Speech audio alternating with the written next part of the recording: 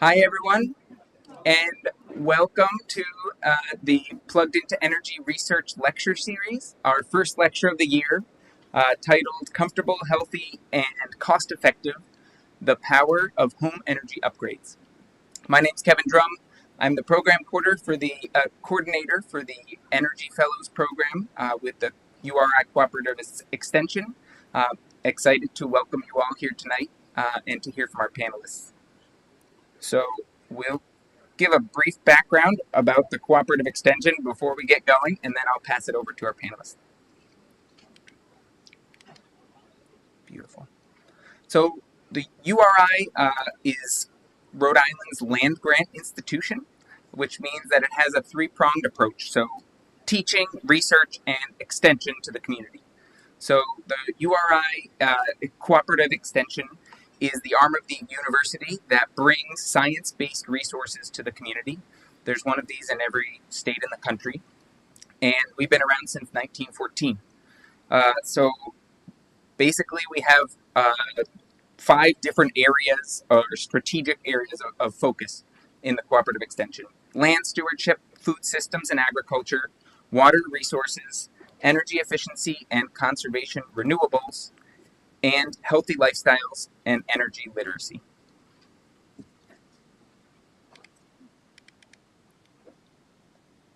And the Plugged into Energy Research Lecture Series is proud to be made possible with support from the Energy Efficiency Council of Rhode Island. Now I'm going to pass it over to our 2024 Energy Fellow, Lauren, who supports our office and is going to take us through the next couple slides.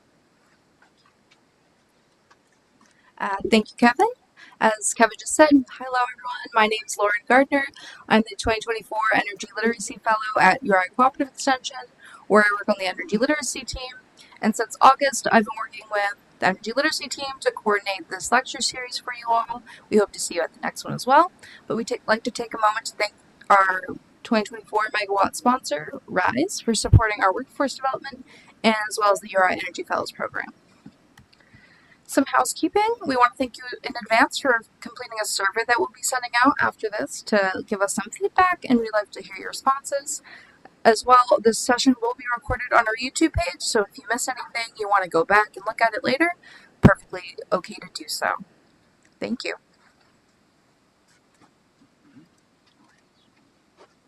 Thanks, Lauren. And now, what you all came and are excited about. So I'd like to introduce our moderator for tonight, Priscilla de la Cruz. Priscilla is a lifelong Providence resident, serving as the City of Providence's Director of Sustainability and co-chair of Climate Jobs Rhode Island. She also serves as an appointed member of the state's Energy Efficiency Council and Executive Climate Change Coordinating Council's Advisory Board. Priscilla earned a Master of Liberal Arts with concentrations in Management, Sustainability, and Innovation from Harvard University and a Bachelor of Science in Business Marketing from Rhode Island College. Can you all join me, please, in giving a warm round of applause to our moderator, Priscilla?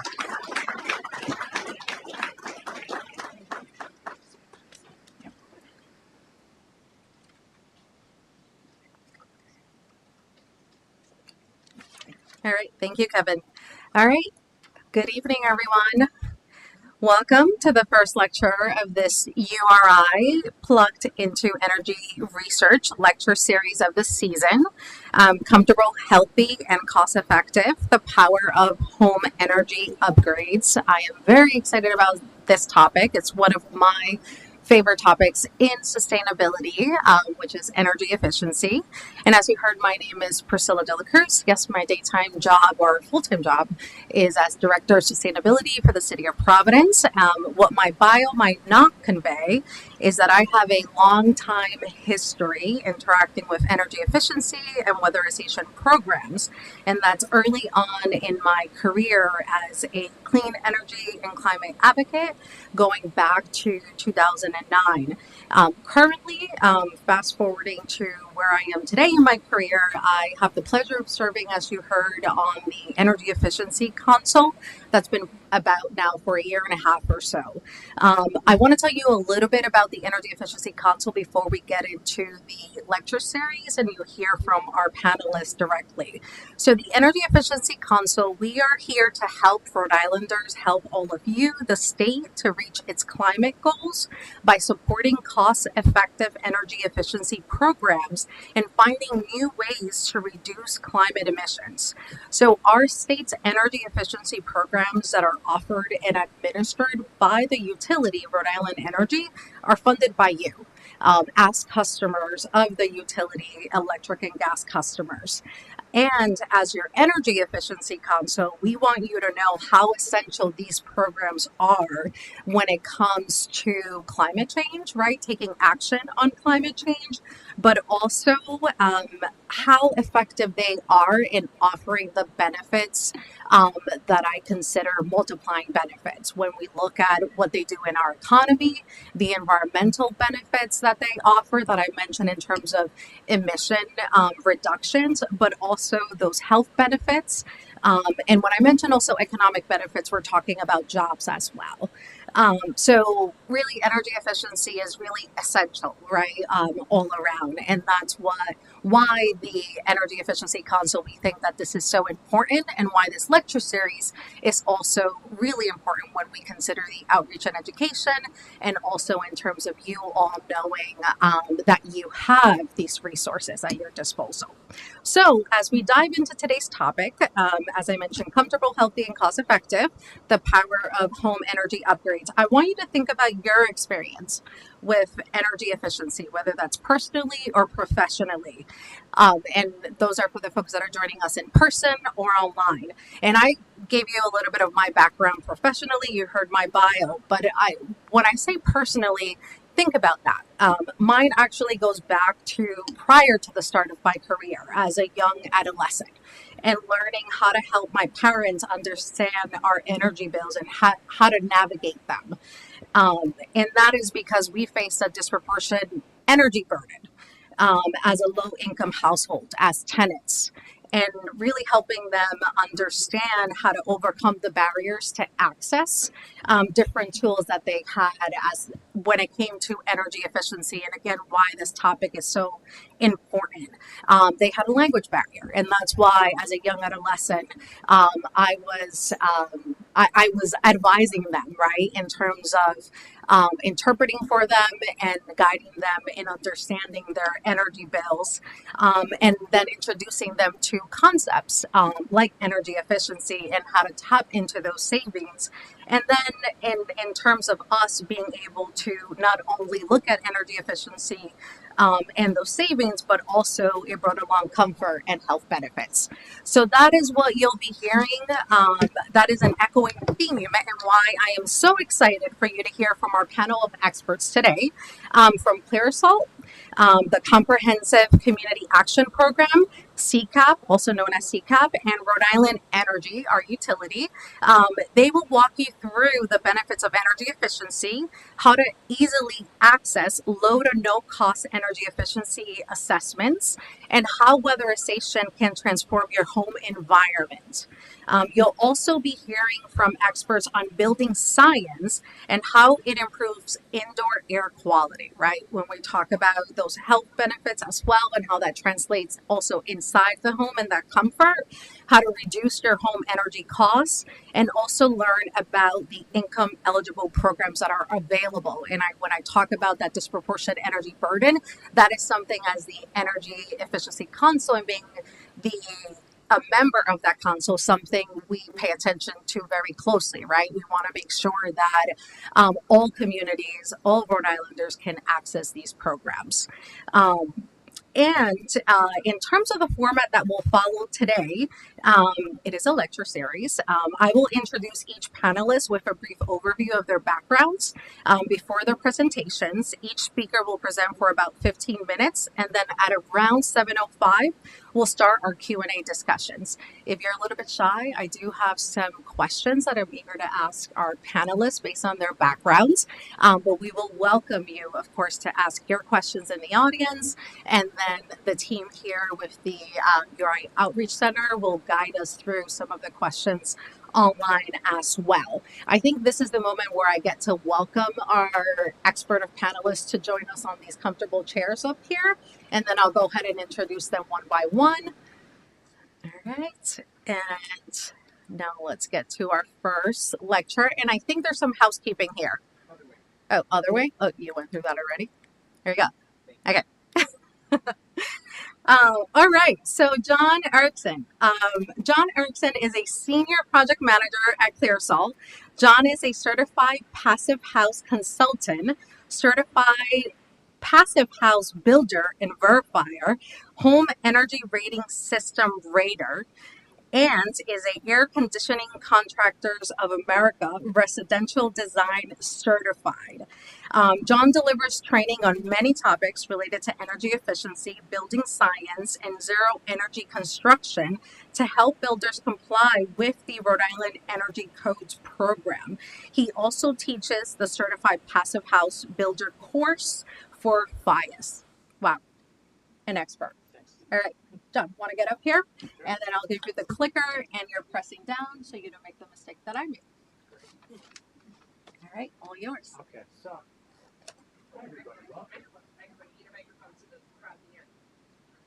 What's that? Microphone? Hello. Okay, so the idea here is that I'm going to give you guys I got 15 minutes, right? I'm going to give you some foundational information about energy efficiency measures to kind of set the table for these guys, right? I tried to keep this at a high level, and hopefully I succeeded, but I did distill quite a bit of information into these slides. So hold on to your hats here, okay, for 15 minutes, and then if you have questions, we'll have that Q&A at the end. So first off, let's talk about the concept of energy efficiency, right? We'll put this into two compartments, right? The first compartment being the enclosure of the building, right? We're talking about the outside of the building, right? The insulation, the airtightness, the windows, etc. Then the other compartment is the stuff that we put in the building that we use to heat and cool it, to heat our hot water, right? To make our food cold, etc. So appliances and equipment, that's a separate conversation than what we're having tonight, right? Right now we're talking about the enclosure, the envelope of the house. Okay, this is we live in and we work in this volume of air, right?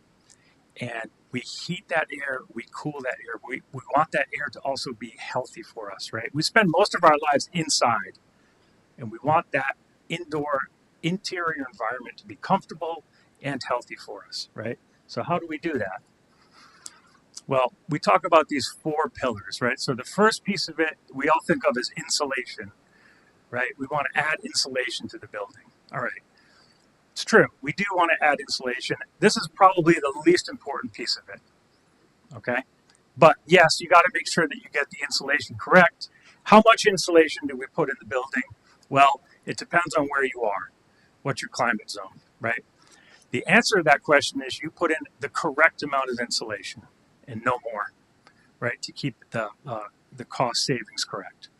Remember also, part of your envelope, when you're talking about the U value and R values of the envelope, we're also talking about our windows and doors. So here's a triple glazed window. This is on a passive house here in Rhode Island. It was 38 degrees out when we took this photo with the thermal imaging camera. The house inside is 69. The center of this window is 64. That's a good window. That's a nice, comfortable window to be standing in front of, right? So this is called the U factor. The lower the U factor, the better the window. We want to put in windows that have as low a U factor as we can afford on our projects. Next is thermal bridging. Okay, this house here, this is a passive house. This house over here that looks like it's on fire, this is a code minimum home. Okay, so obviously, just by looking at this photo, we know that this building over here is going to use a lot more energy than that building, than that house. But which of these houses do you think is more comfortable to live in?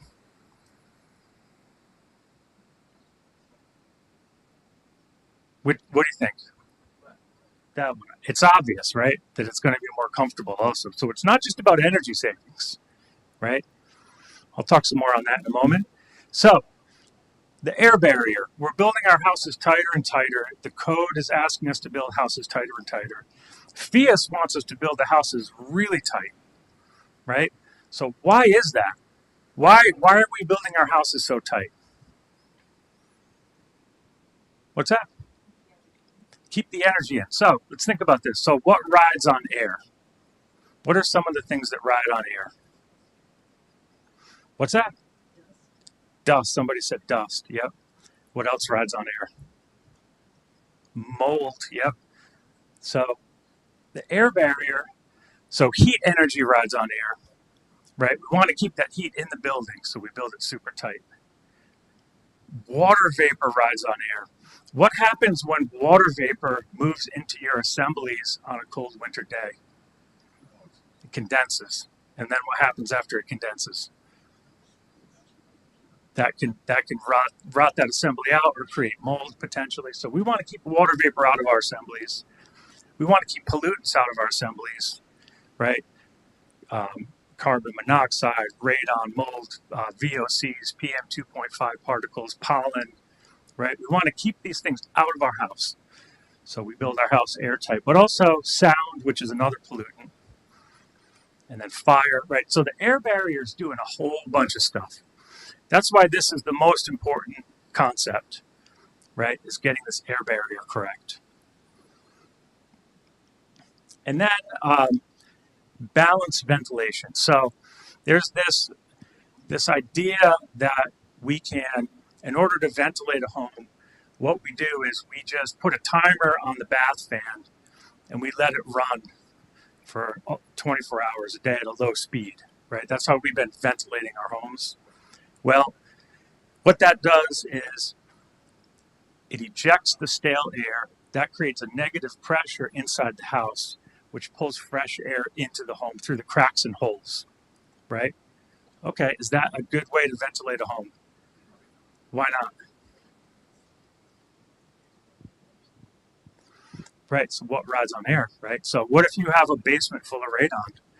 What if you live next to a freeway and there's carbon monoxide in the air outside of your house? What about in the spring when there's pollen in the air and you're just pulling it into the home, right? So what we want to do is balance ventilation with heat recovery, right? So essentially, fresh air comes in, stale air goes out at the same rate. And in between, the stale air passes its energy to the fresh air. And the beautiful thing about an ERV is this right here. This right here. That's a filter, right? So a builder sitting in the room here, he advertises himself as building healthy homes. He also happens to build extremely energy efficient homes, but he advertises primarily as healthy homes, I would say, right? So he built a house for a client who had developed asthma and was taking Zyrtec and had trouble in the pollen season. And after he built it, his company built this house for them, he went out to change the filters in the ERV for this client. And he asked, how are you feeling living in this house? She said, the asthma has improved. I've stopped taking Zyrtec. I didn't even know that the pollen season had started, right? Well, he changed the filters and he sent me a photo, and that's what they look like, right? So the concept of what we're trying to do here is build a tight house, as tight as we can, to keep all of those things, the water vapor and pollutants, from moving across our assemblies. And then we control the ventilation. We control how much air is coming in and out of the house, where it's coming from, and we can filter it, right? That's the concept. Any questions on that? What do you guys think about that? Does that make sense? Okay, so benefits of energy efficient construction. So here's the same builder, Steve Demetric with Demetric House Rights. He built a house in Charlestown. It's about 1,800 square feet. If the house had been built to code, the current Rhode Island Energy Code, it would need 77 million BTUs per year for heating. The manner that he built it, it only needs 5.2 million, which is a 94% reduction in heating consumption. Right? And that is about improved enclosure, right? Better insulation, airtight, better windows, and then efficient equipment. That's all that is. Just knowing how to do it. I shouldn't say that's all that is. You have to know how to do this. Okay. It is, the concept is simple though, right?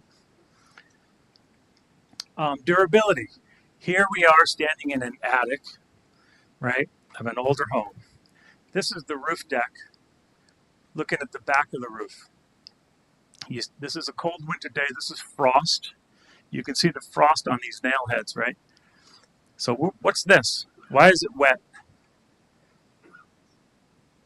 Is that a roof leak? Who said that? Heat loss. Yes. So where's it coming from? So this is there's probably a bathroom under here. So there's a hole in the ceiling, and that warm air that's full of humidity and water vapor is moving up into the attic and condensing on this cold roof deck.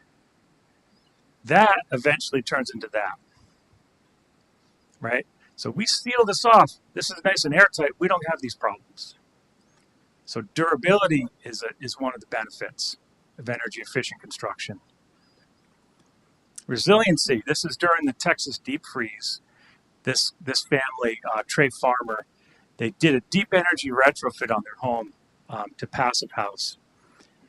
It says, when the power was still on, the city asked everyone to turn the heat down as low as they could stand it because they were worried that the grid was going to go down. Everybody did that, but the grid still went down anyway. So when the heat went out, it was 68 degrees in their house. The next day, they woke up, it was 9 degrees outside and only 62 degrees inside. Right? So, and the neighbors said that their house was at 36 degrees. This is what we mean by resiliency. It's the ability to bounce back from these kind of weather events and power outages.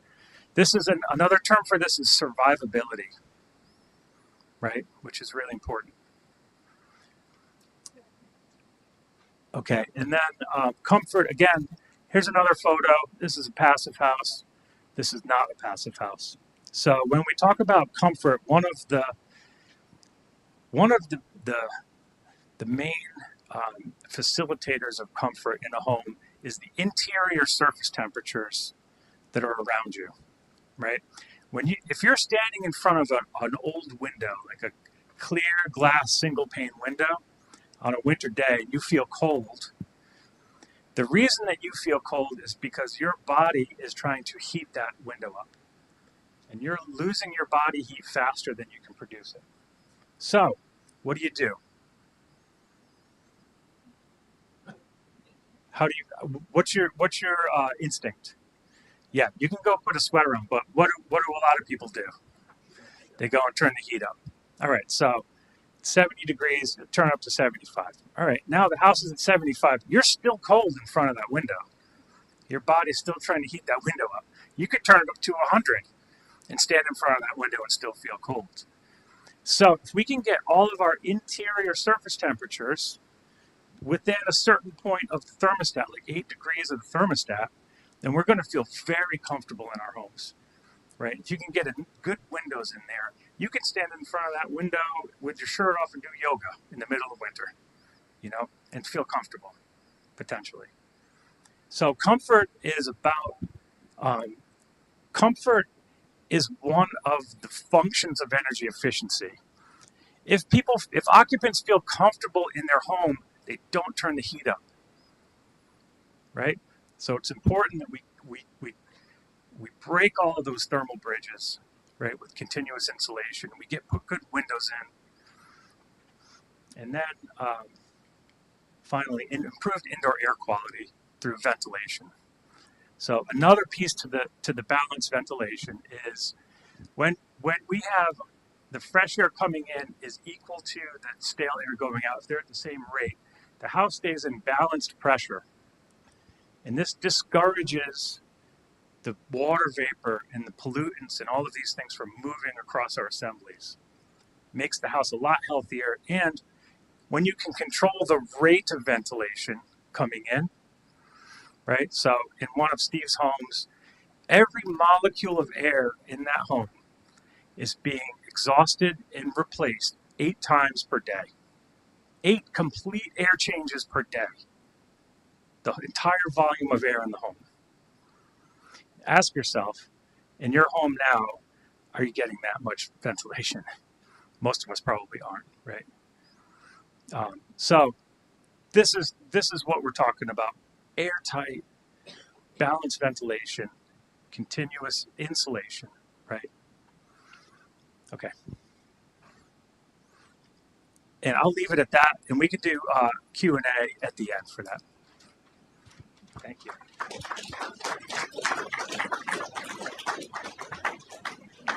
Thank you, John. That was great. Right on time. So when I think about green, affordable, safe, healthy homes, that's what I think about. That was really well put. You just learned a ton of information in 15 minutes, which is why I love this topic. I've been in this field for over 15 years, and I feel like every day I learned something new. I learned a lot there. So now we're going to go ahead and transition over to our next speaker, and I'm going to tell you about Brian Ceballos. So Brian is not only an energy auditor with Comprehensive Community Action Program, also known as CCAP in Cranston, he also personally went through the Income Eligible Weatherization Program prior to becoming a weatherization auditor. Brian will share his direct experience with the energy assessment and weatherization process as both a client and a member of the team who brings clients through the process himself as CCAP. Brian's perspective will serve to dispel myths and misconceptions about what is the weatherization experience and what it isn't for homeowners and renters. So I think this is a very important part of the conversation, and we're so glad you're with us here today, Brian. So I'm going to go ahead and hand this mic over to you. Okay. All right. You can use whichever mic you feel comfortable with. How you guys doing? So my name is Brian. I'm just gonna walk you guys through the process of what I really do as an auditor. So basically, at mostly every city around it has its own agency. I work for Cranston, so mine is CCAP.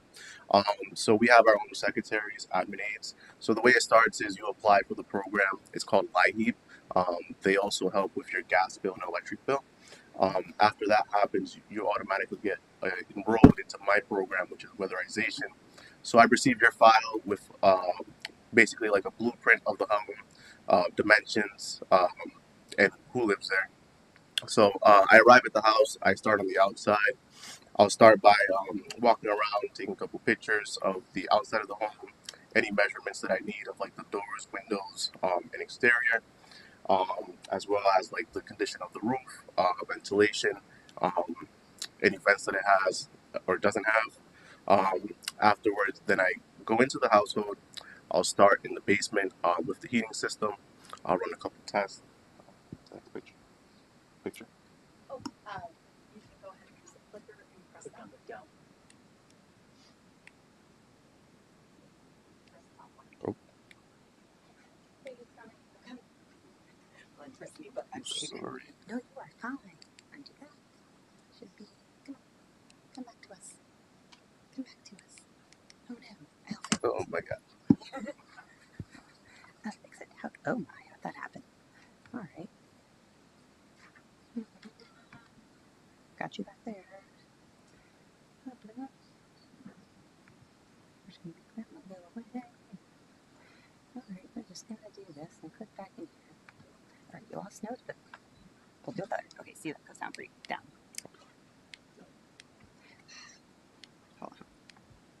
want to try? No. Yeah. Click again. Do you have a blank slide? Let's keep the photo. Was it that tip? Oh, there it is. There it is. Sorry about that. So I started. Okay. So I'll start in the house. Go into the basement. Work with the heating system. So right here we have a couple different styles. So this is what you mainly find back in the day.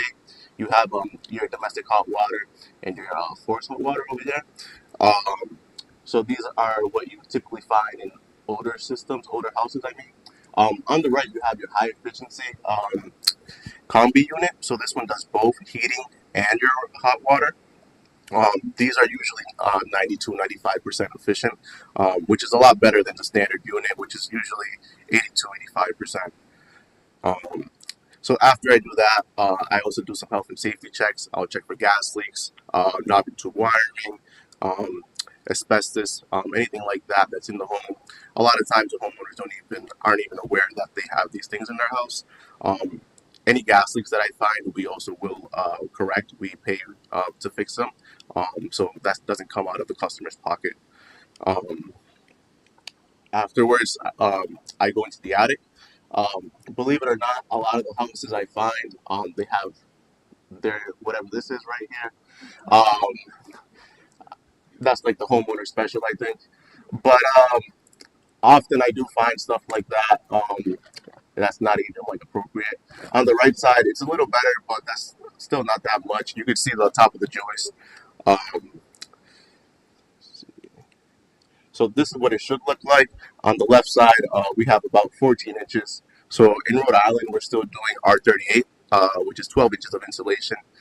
These guys right here, one of the guys that I work with, they just gave me like 14. Um, they just added a little extra on top. On the right side, we have a cape. So this is like the knee wall. On the left side, you can see like the insulation that's blown cellulose. That's 12 inches. On the right side, the silver is high R foam board, so that goes against the wall. So that's something that our contractors added to insulate the attic, as well as that the daylight that you can see over there. That's a vent that we also added. That's for ventilation in the knee wall, so prevent any mold and stuff like that, and just so that the materials can breathe. Um, After that, I go back to the office. I finish any signatures that I need with my customer, and then I start working on the software, which is Hancock. Um, the overall process could take anywhere between possibly like 2 to 6 months because it works in a series of steps. Um, we do a lot besides just the installation. We also have a heating tech come out. He'll take care of the heating system, address it. He'll do a cleaning, which can improve the efficiency and any bells and whistles that he thinks that it needs. Afterwards comes the electrician if we need one for any wiring issues, any ASHRAE fans. I know John showed us one earlier. And then afterwards is the contractor who comes last. So overall, it just takes a couple months just because it's a series of steps. The next guy can't come in until the last guy finishes his job. And then afterwards, we wrap it up with post inspection. So all of our contractors are licensed and insured through the state of Rhode Island, but we still like to double check just to make sure they did everything we asked them to do, and it's up to our standards. In the event that it's not, we just won't pay them until they go back and address what needs to be addressed. And right here, so on the left side, this is one of my blower door tests.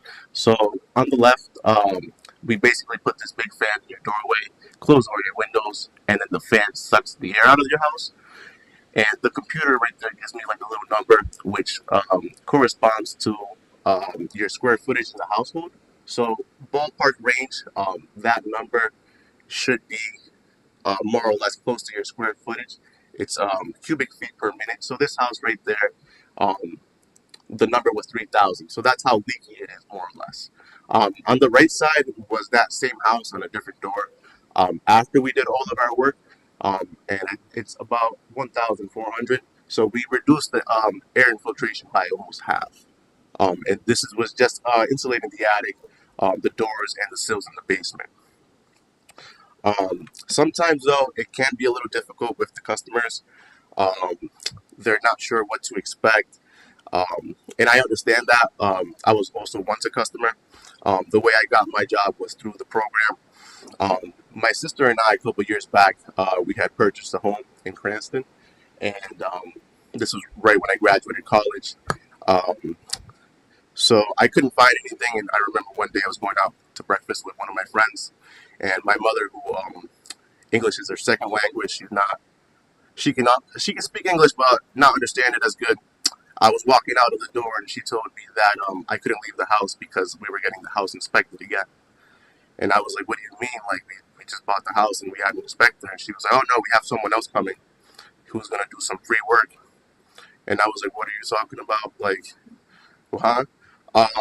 And she's like, "Oh yeah, he's gonna be here like in 30 minutes." And my friend's out in the driveway, like we're gonna go get breakfast. So I had to cancel on him. And the guy's like in my house. He's doing everything I just described.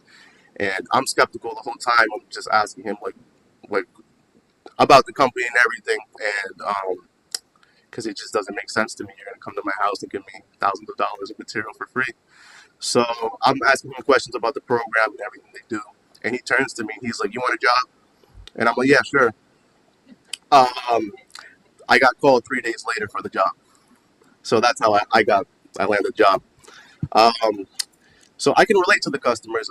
I saw firsthand the difference they made in my personal house. My house was always like really, really leaky. I have a Cape house from 1926 with knob and tube and all those things you find from that era, which I wasn't even aware of. And my original home inspector didn't even tell me. So that's one thing that I can help connect to like our customers, as well as like I know what they're going through. They're worried. They don't know why like we're giving them free money. It's government money, but it is 100% free. Like we're not gonna charge you for it. We wouldn't bill you for it or anything like that. Um, so sometimes though, the customers can be like a little wary. Some of them will like follow me around, observe me, or hover over me over the entire time because some of them could be curious, some of them are skeptical, but a lot of the times I just reassure them that everything is free. The paperwork says it in big, bold letters, it is free, and we wouldn't bill them for anything. Um, some of them could also be shy or embarrassed because they feel like they don't want to take from somebody. But again, this is money coming from the government that they set aside for these programs. So there's no need for that. As well as I've also had customers that are like embarrassed because they think I'm taking photos of their house or like their belongings, but it's never that. It's always any pictures that we do take are of the house itself, um, like the attic, doors, windows, anything like that that we can improve on. So we're never taking any photos of like your personal belongings or of your living situation. That's just not something we do. But a lot of customers have brought that up to me, and they've been worried about that. Um, it could also be a little difficult because sometimes some customers are very uncooperative. They're very like stubborn.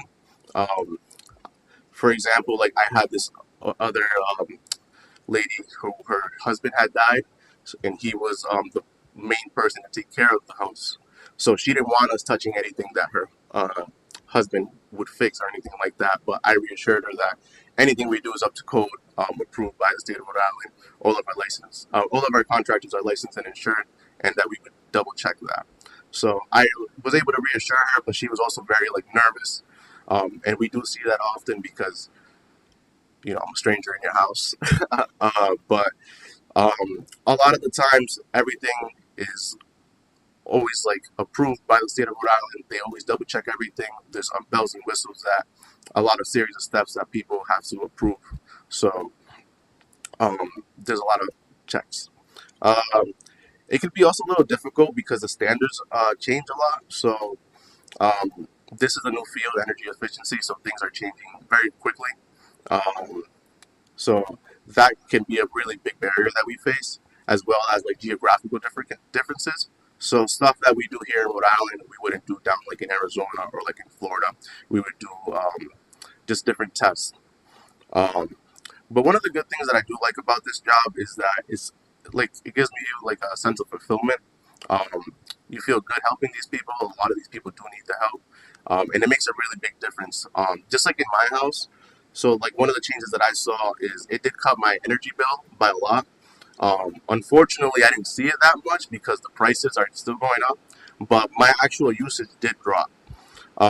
As well as I do live 3 to 4 houses away from a middle school, and now I don't even hear the kids anymore because the insulation is like another sound barrier. It's another layer of material inside of your wall, so it acts as like a sound barrier. So it helps quiet down the neighborhood. And it's something new every day. Like I go to different people every day, different cultures, different houses. Everything is different every day, so it's not like monotone. It helps just a different challenge every day, so it makes it easy going to work. That's it.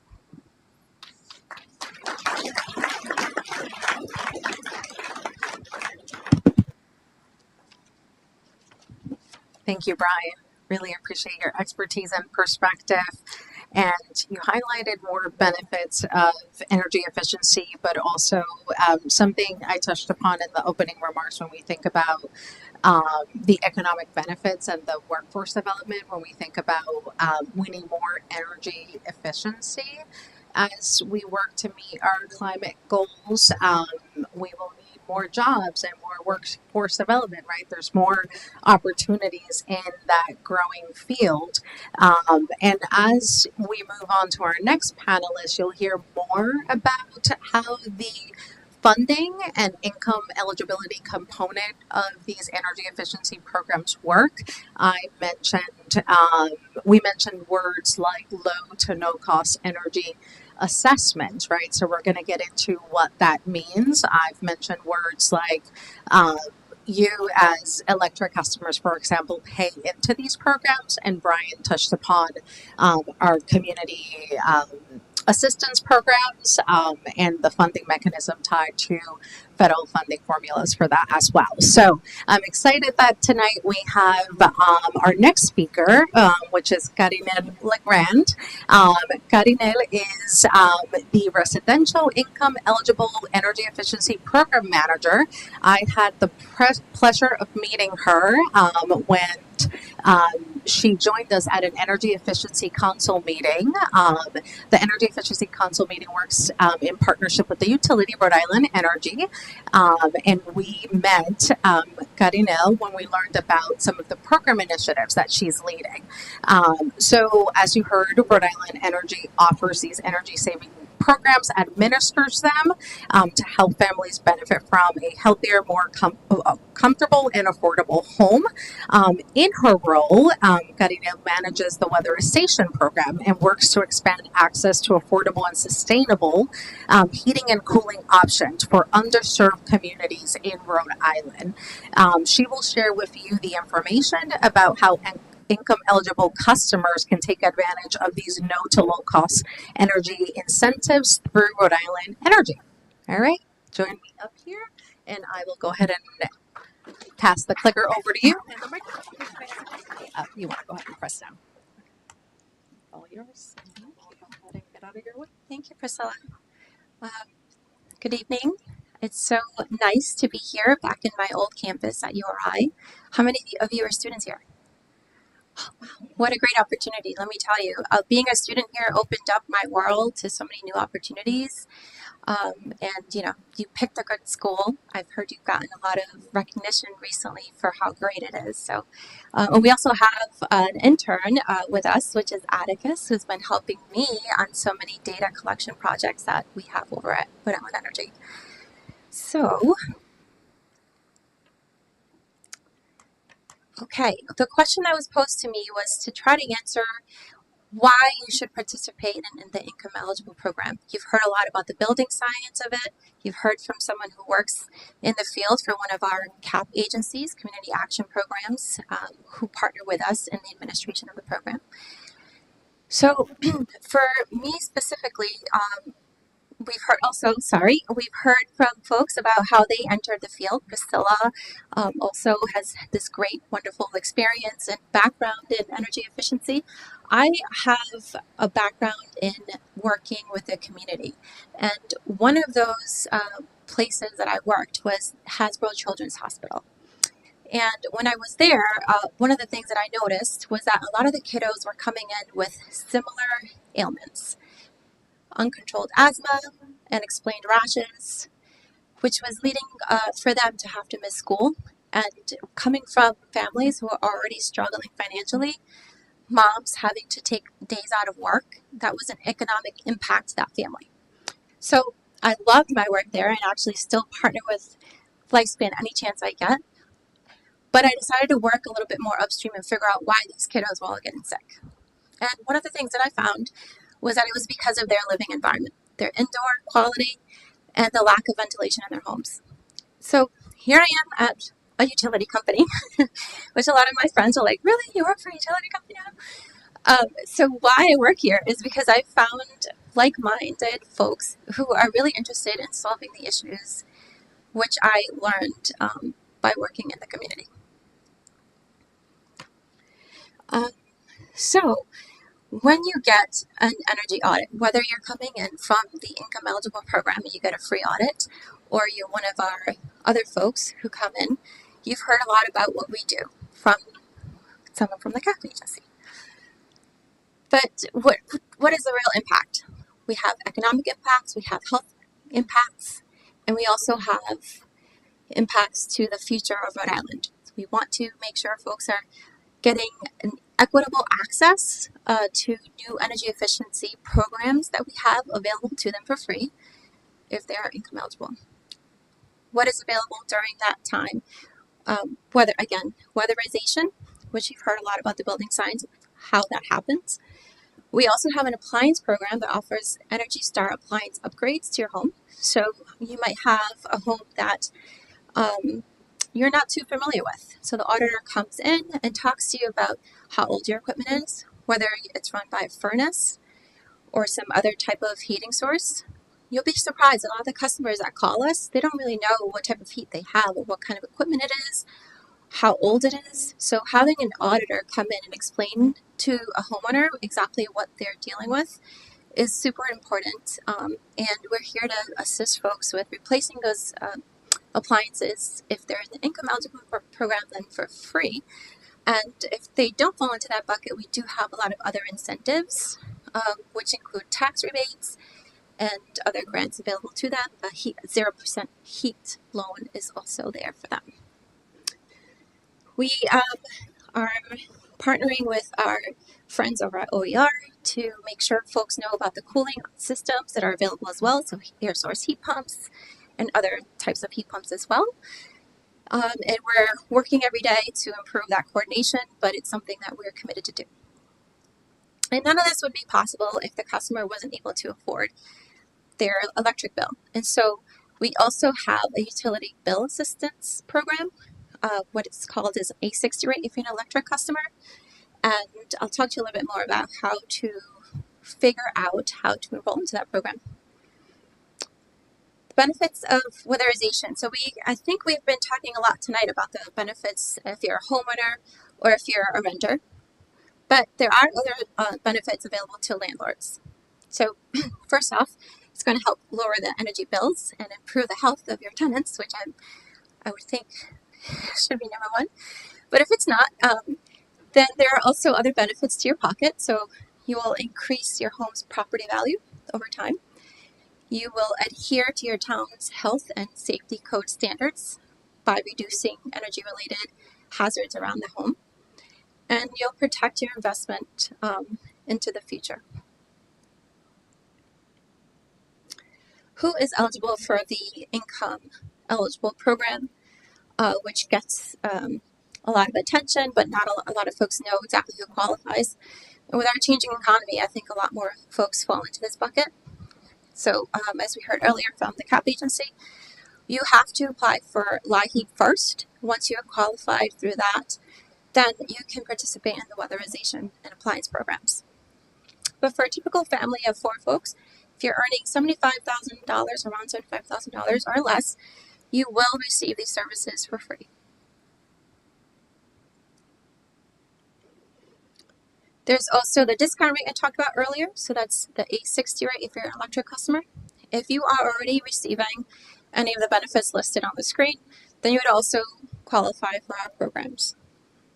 So there's a 25% discount rate for folks who are already receiving a life assistance or on other assistant programs like SNAP or SSI. And there's up to 30% for our seniors who are on Medicaid or living on temporary assistance programs. All right, and now I'm going to talk to you a little bit more about one of the other positions that we have within the company at Rhode Island Energy, which is our customer advocates. They are the what I think of as the heartbeat to our team. They are out in the community, so they go out into the CAP agencies, and they also have monthly community expos that they meet the community face to face. So I know for some folks, they really don't like trying to engage with us on the phone. They may be waiting a very long time, or it just doesn't feel like the communication between the operator and yourself is organically going to a place that you need it to. You have the option to come talk to us in person. So at these customer expos and also at the CAP agencies, our advocates work very hard to explain how to enroll in discount rates and also how to take part in our weatherization programs. I try myself to join all the customer expos once a month. We have one coming up soon, and I'm going to give you information about how to join that. And we have an expo on the 13th, which is going to be at the Woonsocket Public Library from 2 to 6. If you're interested in coming, you don't have to pre-sign up or anywhere. You could just come to us. If you're interested in learning what future offerings we have as far as expos go, we try to post on social media so that's accessible to everyone. And you can also email the consumer advocates at the email listed on the screen, and they will walk you through these programs that I know can feel complicated and cumbersome, so that you know what documents you need to bring in order to qualify. And if you have any questions or anything like that, we're going to go ahead and answer them at the next session of the panel.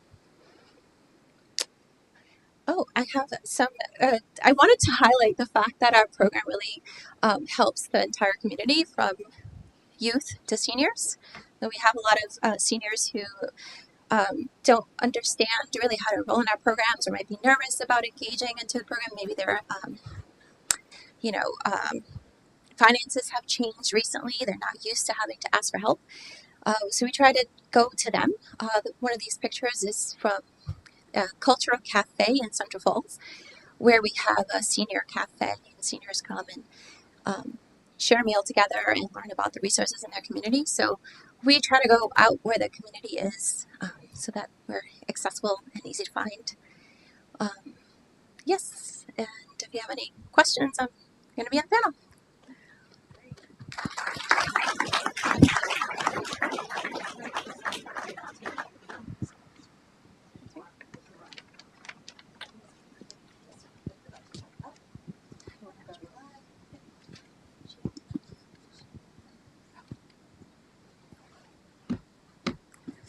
All right, so we're going to get into some Q&A. We are ahead of schedule, which is a good thing because that means we have more time for discussion. While you all in the audience here in person start thinking about your questions, I have two questions that I'm eager to post to our panel here. And I'm going to go to John first, our first presenter. John, you touched upon energy conservation or energy building codes. And I wanted you to just briefly expand without, of course, getting into the weeds, which I know is tough on this topic. But could you speak a little bit about the importance about the 2024 Energy Conservation Code in terms of achieving a higher energy efficiency standard code in new construction, given where Rhode Island is today? You want me to answer that without getting into the weeds? Yes, that's a challenge. Okay. At this point, I don't even know where the weeds start anymore. So just, so that is a really good question. So something to think about is that when we talk about the reason why, me personally, why a lot of us focus so much on trying to improve our residential energy codes and commercial energy codes is because it is so much easier to do these things when you're building the house from scratch than it is to go back and do it to an existing building. Not just easier, but a lot less expensive. So when Brian pointed out the blower door and he showed those numbers, right? He said, okay, well, this one was 3,000 and we got it down to 1,400. This guy over here built a house where I tested it. It had 90 CFM. That's how tight it was, right? So 1,400 is great for a weatherization. That's not a tight house. That's not tight enough, right? So the issues that we are having in this state with our energy codes is that the Code Commission has been amending our codes back and weakening it for over a decade now. And we're moving into the 2024 energy code, the IECC. We're adopting it on November 14th, officially as a state. The problem with that is that code's not strong enough. That code has been weakened by the National Association of Home Builders and other groups that have been working to sort of push back against the energy code. So I think of it this way, like I do a lot of energy modeling and test. My colleague Wade here is in the audience. We test all these houses. We see these new construction homes, and these are the homes that are going through our program, right? And they're not that energy efficient. Never mind the houses that we're not testing that aren't going through our program. A lot of these brand new homes that you're seeing, they need to be weatherized if we want to hit our goals, right? So our codes are not strong enough. They're not well enforced for our energy codes. So sorry for the gloom and doom on that, but we are working as much as we can to try to improve this. Working on code advancement training and all kinds of other things to bring people up to speed. So hopefully we'll get there and get things up a little higher than where they are now. Oh, that was excellent. Yeah, you did it without getting into the weeds and really stressing the importance of energy codes. And I've often heard that although we've been building to a 2018 energy code, it's as if we've been building to a 2008 energy code because of how much they've been stripped back. And then when you think about how old our building stock is in terms of not only our building stock but our home stock, right? And retrofitting that and the cost of that. Yeah, technically we're on the 2018 IECC, but if you look at it carefully and look at the amendments, our prescriptive table for ceiling walls, right? That's equivalent to 2006. So it's just being amended back and back every single cycle. Yeah, and the Can't keep doing that. And if I got this right, the IECC International Energy Conservation Code. Yes, correct. And what's going to be implemented November 14th is the 2024 Energy Code progress, right? Because higher energy efficiency standards in terms of it being scaled back at the international scale is because it doesn't have the stronger electrification standards, right? It's not just that. They've also brought back the envelope in a lot of ways. And yes, for Rhode Island, we're moving forward compared to what we have. It's going to be better. But when you think about Massachusetts, which is just over the line, right? In many jurisdictions right now in Massachusetts, if you're building anything over 10,000 square feet, you must certify with Passive House, with FIAS or PHI. That is the gold standard. That is the end game, right? I'll do a training for 30 builders and I'll say, who here has heard of Passive House? And you might get one hand. How is it that just across the line, it's the code? You step across the line, no one's even heard of it. So wanted to emphasize that for our folks that are interested in policy, climate advocates, developers. And before we go ahead and switch over to the audience, I did already see a hand, so I know where I'm going first. But for Brian and Karinel, I have two questions. You touched upon this, but I want to go ahead and just give you a chance to expand on this. We've talked about renters and landlords, and usually a barrier in thinking about landlord approval what we see what we've been seeing in the energy efficiency console, and I'm sure from in your roles, that is a barrier for renters to access weatherization. Could you speak a little bit more about what incentives are available for landlords and renters to participate in programs and what is being done to boost renter participation? Why don't we start there? If you want to get us started, Brian. So for homeowners, one something big is they could potentially get a new heating system that costs usually well over $5,000, and it's all for free, usually for free. Um, as well as overall, after my job is done, usually ballpark range what I spend on a house. It's covered by the government, but it usually ranges between $6,000 and $13,000. Um, so I could spend potentially $10,000 on your house, which adds value to your house, as well as after we do the work, you basically get like a receipt of what was done to the house, what location was done, and how much it cost us, and then the overall cost of the job. And usually, I personally recommend to keep this with your house document, your paperwork, in the event that you ever do sell your home. It adds value to your property.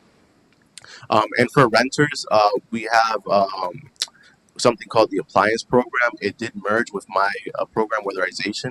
So now I also can replace some appliances. So like your refrigerator, washing machine, stove, air conditioner, which helps bring your energy usages down.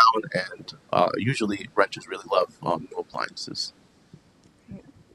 I think you did a wonderful job of answering that. I would just add that I've seen through attending the customer expos that there are more and more landlords that are considering adding the utility bill, to be on their end, so that when they go to market that apartment, now that rents are so high, saying in the ads that heat will be included is a thing that we're seeing more and more. So for the landlord who is including heat under that structure, I believe going through our program, if they do end up being income eligible for it, can definitely benefit them because they're going to have lower bills in the end. Whether it's them covering it for their tenants, I think having being able to say yes, the rent is blah blah blah. Don't want to say how much the average rent is in Providence right now, but saying heat is included, or knowing that the heat is going to be a lot more efficient and less of it will be wasted is a big marketing uh, plus for landlords these days. Absolutely. Yeah, and I am a homeowner in Providence, and I have a two-family home unit, and to my tenant, it definitely appealed to her that the electricity is included. And one of the things that we talked about was that I had gone through a weatherization process. So her gas bill is really affordable, and there's LED lighting, and yeah, so that's something she really appreciates as a tenant. I applaud you for that. And then your last second part of that question was what we're doing to try to engage more tenants. We have hired a consumer advocate whose role is to do outreach. So Kate Fedler, I know you might be online, hello, is doing a wonderful job at engaging the community, and when I can and where I can or when I'm needed, if they need someone to engage with the Latino community, I also go out with her, and we try to let tenants know that this is accessible, and talk about the benefits for them. But again, it's not here's a number, here's the website, it's us going to them. So recently we went over to Progreso Latino and we talked to some landlords and tenants about the benefits of weatherization. So that is one of the things that we're trying to do at the utility is, engage the community in their language and meet them where they are. So you've touched upon one of my favorite models in building credibility and building trust as a company utility, but also something as someone working in government as well. Is there anything else you want to touch upon, Karinel, in terms of what the company is doing to build trust and credibility, and anything else, Brian? You spoke about it in terms of some of the myths or misconceptions in terms of what an audit is or isn't, or some of the things that customers are skeptical about. If there's anything else you want to add, but I think you've You've nailed it. It was just mostly that. A lot of the times I get, how could you be giving me this all for free? Um, and usually it is government money that is set to the side, and you don't have to pay a dime. It's in big bold letters on my paperwork. I would just add that we are diversifying the staff of Rhode Island Energy so that, we're not just going out there saying we care about the community or we want to make sure that we're doing it equitably just in like paper. We're actually making sure that, we're diversifying the staff and also making sure that we're speaking the language literally of our customers. And I believe even we have some new partnerships with the ESL community to make sure that we're thinking about that. Are we serving that community justly, and what we can do to improve is something that we're That's really committed great. to. Representation matters, being reflective of the community you're serving. That's great. And I saw your hands, ma'am, back there. We're going to bring the microphone over to you. And just for our folks online. All right, I had a kind of two-part question.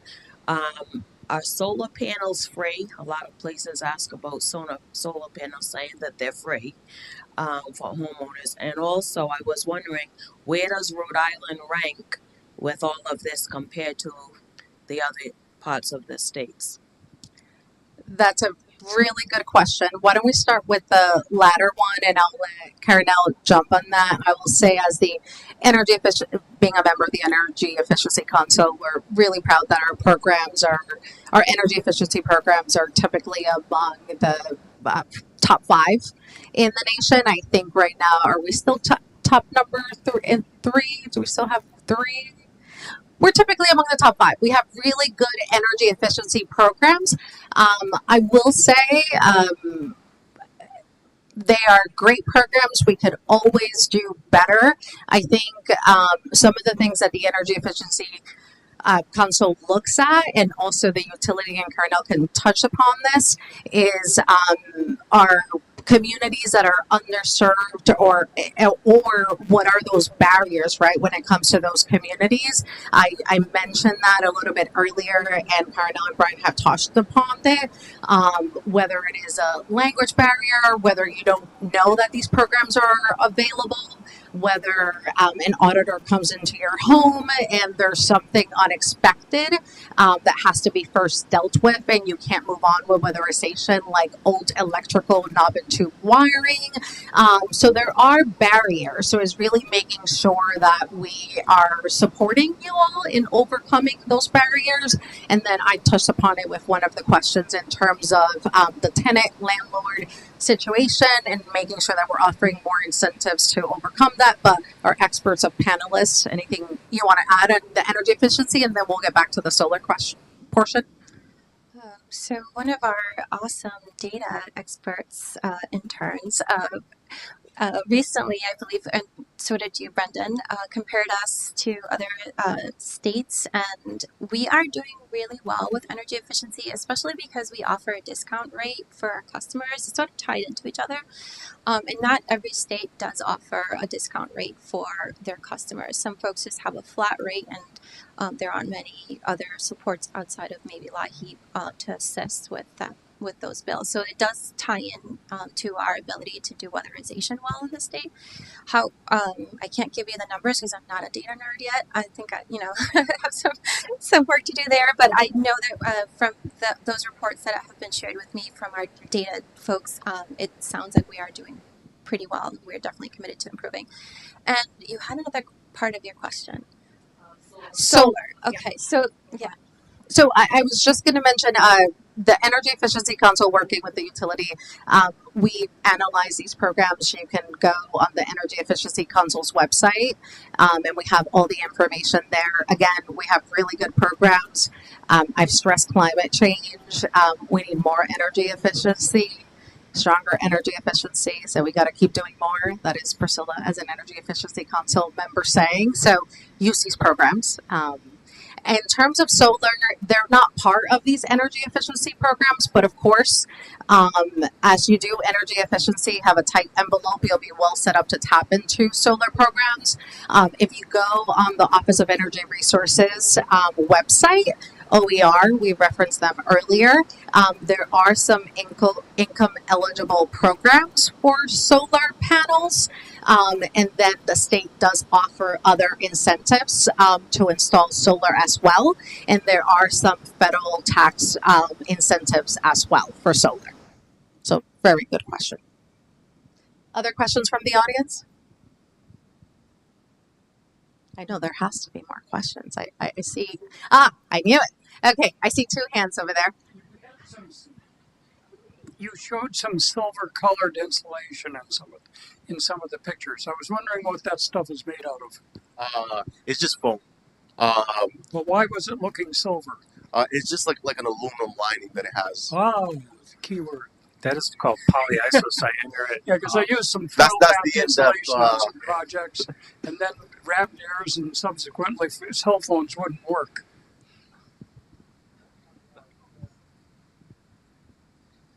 So that's the of the insulation board that you can buy. That's the one that has the highest R value, about R6 per inch. And then the foil facing it. So that particular insulation will have two different types of facers. One is the foil face, which is the silver. They also make a fiberglass faced one that's a little more vapor open for different applications. Yeah. All right, so Brian and Gotti, now you can expand a little bit on this, but I was really interested in how you guys were talking about building credibility and outreach to the community. I was wondering if you could kind of expand on some of those in-person steps that you would take to directly connect with your customers or any consumers that you come across. So like we we try to talk a lot to the community about these programs. We have several programs that are like outreach for the community. We have food banks, and most of the agencies, my agency has that. And we're always speaking to the customers, even when they drop off the applications and stuff. If they've heard of the program, weatherization, if they know what that is. I think even on our light heap application, it says, "Has your house been weatherized?" A lot of times, if they say no, we'll call you and let you know what that is. A lot of people don't even know what it is. So we'll call you if it's a no on the application. We'll let you know what it is, what we do, and how it's free. And a lot of times, the customers are interested. I would add to that we also, when we go to the community, we use trusted community workers, whether that's case managers that they're already used to talking to and engaging to, or other community leaders such as Mario Bueno from Progreso Latino was a good example of that. He already has a wonderful reputation, has the community's voice, and so by us partnering with him, who's already a trusted fellow of the community, that I think that brought us a lot of goodwill. And the other thing I would say from my experience going to community expos is that from our end, we have to come into the community with a lot of humility and let people vent. Sometimes they want to vent about the rates or they want to vent about other things, and it's being able to really be human and connect with them and let them speak their mind about that. And then the next thing I do is talk about our discount rates and how to enroll in those. And I visibly see the difference in folks between them coming in the door and leaving. Like it's really palpable. You see folks coming in really, and they might be upset or they might be stressed, and by the time they leave, they almost always have a smile on their face. Great, thank you so much for the insights. We had one question from the live stream, and they were asking about the PIER program, Home Electrification and Appliance Rebate Program, if you could discuss a bit. If that's something that you thank you. So, unfortunately, I was out of work for a little bit. I was in the hospital, and they added that program, so I'm a little unaware of that and what it entails. We're having a lecture on November 19th, and we're going to cover some of those programs, I think. So, And I will say, and Brian, I think you did exceptionally well when you said that there are incentives for income eligible customers through the CAP agency for appliances, electric appliances. I also mentioned things like knob and tube wiring. So, again, some of those barriers that would keep you from doing weatherization. This is a result of the federal money that's available. This is a new program that's in partnership through the Office of Energy Resources, Department of Energy, and the CAP agencies. You can go directly to the Office of Energy Resources to find out more information about the program, and it will direct you to your local CAP agency. And yes, there's going to be a lecture regarding that program. The only thing I want to add to that is that I am so thankful that this is happening because I'm all about looking at these programs from the customer's perspective. And if we're going in and we're from the utility and the weatherization, what we have been doing when we look at appliances is that we're replacing refrigerators and the washer. So, you know, a customer gets a new washer, of course they're going to look at the old dryer sitting right next to it and think, oh, okay, now I need to buy a new dryer because this is just looking awful or it's not working. And now that I know about weatherization and energy efficiency, I also want a new dryer. So from the customer perspective, I think it's wonderful that we're doing this at the state. And being able to offer, right, accessibility to more of those electric appliances, incentives to make that switch affordable is really important. And I saw a hand here. Yep. Yeah, this is not on a program. Thank you. This is on indoor quality. So I guess that's you, John. Sure is. Yeah, I saw all those yucky screens. I don't want any of that in the house, but Yeah. I love my windows open. Yeah, Are you telling me that I shouldn't open my windows? Nope, by all means, open your windows. But so we don't typically open our windows when we have our heating and cooling on. I do. Right. I know some people say that they do, but you don't. You might crack your window, right? But you don't have your windows wide open in the middle of winter, so you're not really getting much ventilation at those times of year, and that's when you really need it, right? And for folks that might have allergies, they might not. They can open their windows, but now you're letting all the pollen in the spring and in the fall. So well, that's what I was afraid you were saying. You got to keep them closed now. There's no, pollen absolutely out there. not. No, you don't have to keep them closed. It's when Caronel was talking about the children in the study that were having issues with asthma and other things, that almost certainly comes down to lack of proper ventilation in homes. I'm certain of that. Right? It comes with it's cooking, it's gas stoves, right? A gas stove in your home is a 40% increase in asthma for children, and I believe it's a full 1 grade level of cognition decrease for children growing up in homes with gas stoves. So here's going back to the codes real quick, okay? So now as our codes are starting to make things tighter, right, and even still not tight enough, way back when in 2012, the state, so we're supposed to mechanical ventilation is supposed to be a code requirement in homes right now. The state deleted that. So all of these new houses that are getting built, they don't have ventilation in them, or a lot of them, right? You could build a house as tight as Steve does, and you don't have to put ventilation in it because it hasn't been in the code. So one of the issues is going forward is that now that that's going to be required, right? Now that some of these other things like duct leakage and some other things that are going to be required, the builders aren't used to doing it. They don't know how to do it, and actually, honestly, like the building inspectors aren't used to looking for it either. So they're not necessarily going to know what to look for specifically. So this is like a big climb that we need to make coming up with this new code. We need a lot of workforce training. We need to get everybody up to speed on this, you know.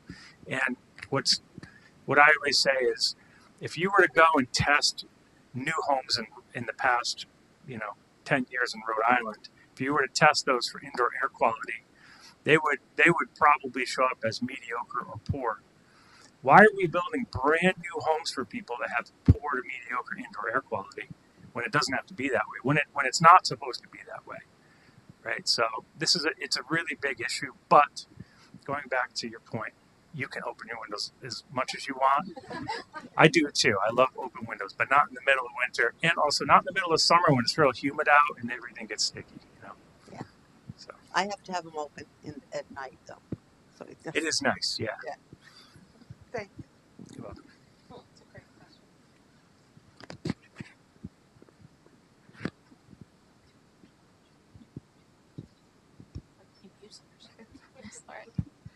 Hi, just out of curiosity, I'm a university student, and I know a lot of URI students who are upperclassmen have to live off campus in areas such as Bonnet Shores and Narragansett, and are forced to rent houses through realty companies such as Ann O'Brien and Durkin. I'm curious if there have been any outreach efforts specifically to companies to help advertise energy efficiency programs through them specifically. Great question. No, usually, like, at least for my agency, it's usually mostly like homeowners and stuff like that. Never really like, it could be like an outlier situation, but most of the time they're usually like renters and homeowners themselves. We've started through the Rhode Island Energy Codes program that we deliver for Clear Result delivers for Rhode Island Energy. We started, I think it was 2 years ago now. We started doing trainings for the Rhode Island Realtor group. So every couple of months we'll do trainings for, it's not everybody, but it's whoever comes to it. So, it's usually a pretty good turnout too. So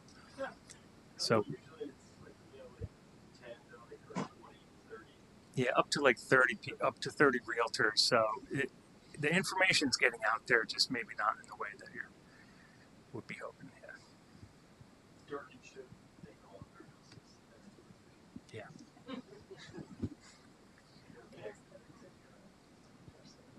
I just want to add one thing. As I spoke about earlier, I lived out here for 4 years while I was a student, and if you don't already have a dehumidifier, I would look into that.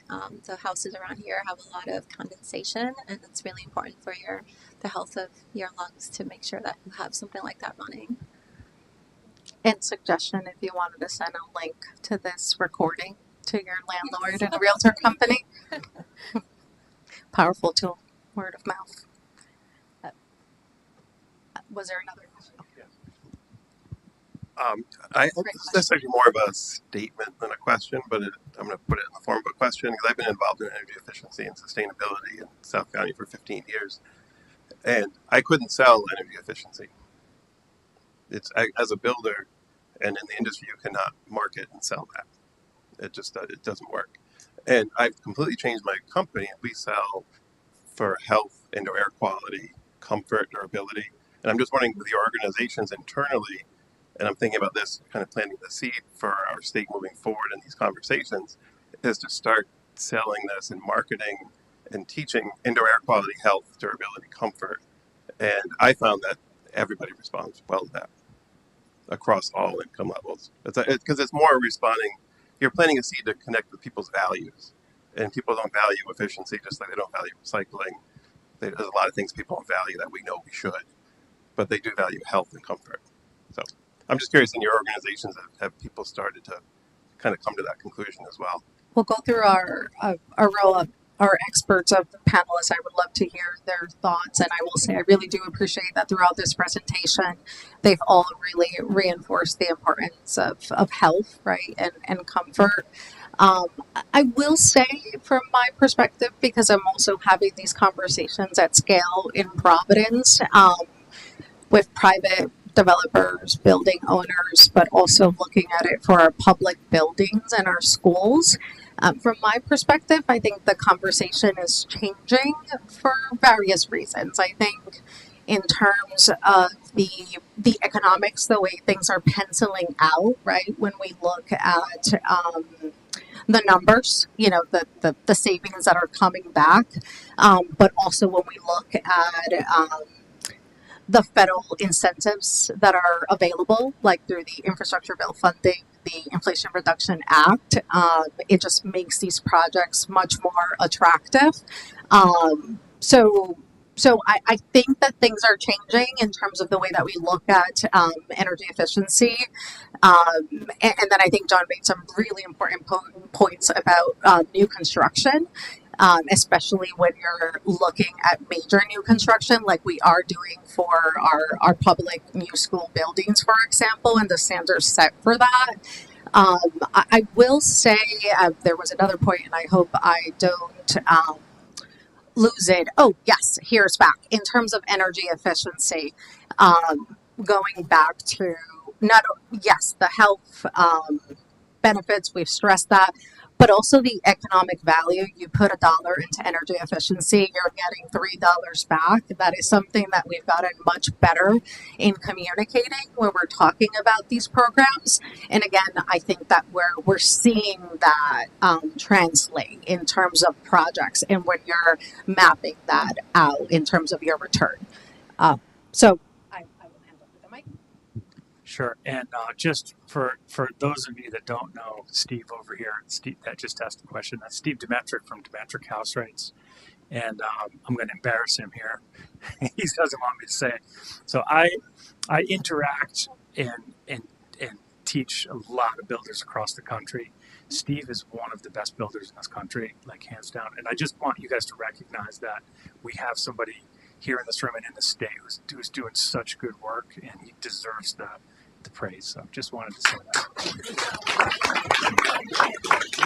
that. Also, Steve and I started a group called Passive House Rhode Island. We're the AFIAS Alliance chapter, and we do building science and beer nights where we get together and talk about specific topics and drink beer and eat pizza. And yeah, and it's usually a pretty good time. So get in contact and we'll get you on the mailing list. I think that that is the thing that resonates the most with folks is what Steve's talking about, and also not just with the homeowners and occupants, but like when I know that we have a building official here, building inspector is here in the room tonight, Larry, who I love. Larry, there he is. There's my man. So also, but with the building inspectors, right? When you're talking about energy code, right? You talk about so you guys are looking for health and safety and fire. That's at the top, right? You are looking at is that deck going to fall off of the second story and people are going to die, right? Like what are the stair treads so people don't trip? And then the energy code's kind of over here because it's not about health and safety, right? When you call it the energy code, right? But when you call it the building science code and you start talking about indoor air quality and mold growth and duct leakage in attics and condensation, it does resonate a little more deeply. I think just in general with the whole industry, so we need to start thinking of the energy code as the building science code. Usually, it's very helpful to just point out like to the homeowner like those odds and ends in their house that could harm the indoor air quality, such as like an asbestos or any mold that is brewing. A lot of the times, for my agency, any house that has asbestos or any slight mold issues that could cause indoor air quality problems, we automatically install an ASHRAE fan just to help improve indoor air quality and just constantly vent out and replace it with fresh air. And that could help improve the air inside of the home. Can I speak to that real quick? So we were talking about this earlier. So this is something that I just want to point out. And so if you have asbestos in your house and then you install a bath fan as your ventilation technique, right? That bath fan is going to create more negative pressure in the home, and isn't that going to disturb the asbestos more than it should be? Like this is the thing. I think that the industry has accepted this idea that bath fans and ASHRAE fans are a good way to ventilate the home, but they're depressurizing the house, and potentially in certain circumstances they could be making things worse. So sorry. No, I agree 100%. I've always felt that way. It's just a policy for the agencies that we do. A lot of the times, if I can control it, I'll add the fan in the basement itself, just because a lot of times, for example, if you have the bathroom on the second floor, you add the fans in the bathroom, which is what we normally do, then like John said, you could be dragging all that up to the second floor. So a lot of the times, if the basement's not finished, I'll just add that fan in the basement. I believe your original question was about marketing and are we using the health aspect, health and safety aspect to market our programs? And I know that our 2025 plan includes us partnering with Lifespan and Brown University Health now, and some of their community health workers. We have already started partnering with them. One of the things that we did was we added our flyer and our incentives into their community news flyers that they send out to the patient population that they work with. And we've also presented to their Connect for Health health advocates who are doing social determinants of health screenings in the clinics. And so they are aware of how to engage in this conversation and how to sign someone up for a free energy audit. And there's definitely more to come and more to build upon that as well. All right, I think we are at time, and I will say that was a great way to wrap up because also that highlighted the spirit of coordination, conversation, collaboration, and why we're here tonight. And our expert of panelists are up here. So thank you all very much. Over to Kevin. Thank you. And again, just one more round of applause for our panelists and our moderator. Thank you. So before we let you out of here, we just wanted to briefly discuss what's next for you all. How can you get involved with these initiatives? How can you stay up to date on the information that you need? So the first thing is we wanted to share 3 ways that you can join the energy efficiency conversation and through the Rhode Island Energy Efficiency and Resource Management Council, EERMC. Now the Energy Efficiency Council, to keep it simpler. Thank you. And so 3 ways. First, you can learn about the energy efficiency policies and programs in Rhode Island on the website. If you need this information after, this live stream of this event will be posted and remain on YouTube, so you could go back in here and zoom to the end to get this information. You could also attend a public EEC meeting about energy efficiency, and meeting schedules and materials are also available online. And then public comment is welcome at all EEC meetings, and so we want to hear, again, from the community to be able to improve. I'll share this one. Yeah, we had a question about healthy housing, indoor air quality. Something new we started developing this summer was an efficient housing for all community practice. We would love to have more voices join the conversation, to have more efficient homes in Rhode Island and bring in those social aspects. And yeah, this is should be a great way to help reduce the energy burn in the state and point people to healthier indoor homes and kind of market the importance of energy efficiency and how it impacts all of our health and our comfortable homes. And then, wrong way. We had a couple questions here that I think would be great to also ask at our next lecture on November 19th. It's going to be developing a climate strategy for Rhode Island and the role of energy efficiency. We hope to see you here again or visit our live stream to hear about our topics for that night, which will be Rhode Island Office of Energy Resources programs, as well as funding throughout the state for climate action. So thank you all for coming tonight.